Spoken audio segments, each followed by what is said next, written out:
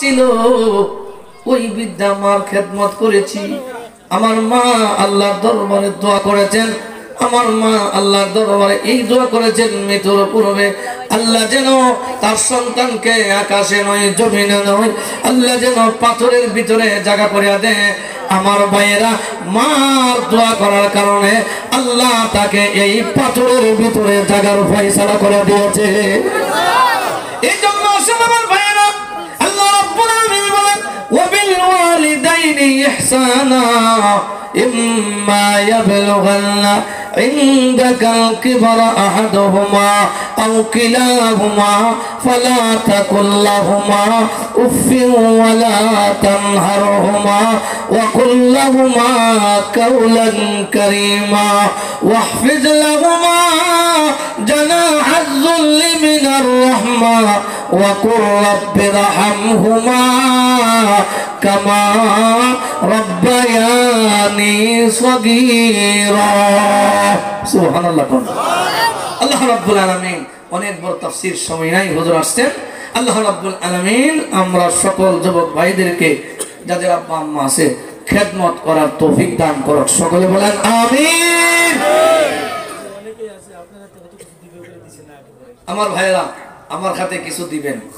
আচ্ছা আমরা আল্লাহর মেহমান হইতাম, চাই কি চাই না? সবাই বলেন না, চাই কি চাই না?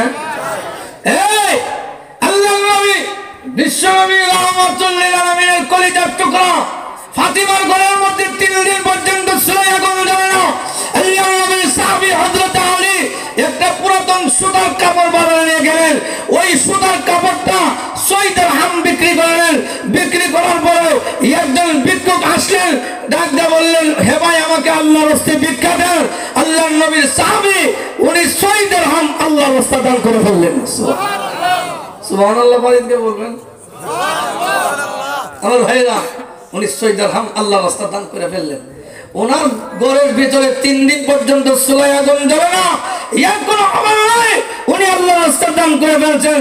এমনি উনি দান করার পরে আল্লাহ রাব্বুল আলামিন জিবরাইলকে বললেন, জিবরাইল জান্নাতের ভিতর থেকে একটা জান্নাতি উষ্ট্রি নিয়ে জান্নাতি উটনি নিয়ে হযরতে আলীর দরবারে দাঁড়া দাও।